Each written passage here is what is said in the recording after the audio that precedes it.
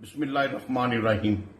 बड़े अफसोस के साथ आज फिर ज़मान पार्क के ऊपर घेरा डाल दिया गया है पुलिस ने, और पुलिस ये कह रही है कि वहां 40 दहशतगर्द छुपे हुए हैं। वहां कौन है? वहां तो इस वक्त वर्कर भी पूरे नहीं है और खान साहब के चंद साथी स्टाफ के मौजूद हैं। और फिर इमरान खान साहब की तरफ से भी ये मैसेज आ चुका है कि अगर पुलिस को शुबह है तो वो 2-4 ऑफिसर आए और आके सर्च कर लें।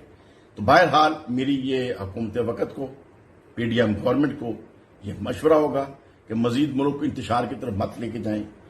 जो भी कार्रवाई है अदालत के अंदर खान साहब जा रहे हैं, अपने आप को पेश कर रहे हैं और अदालती कार्रवाई को चलने दें।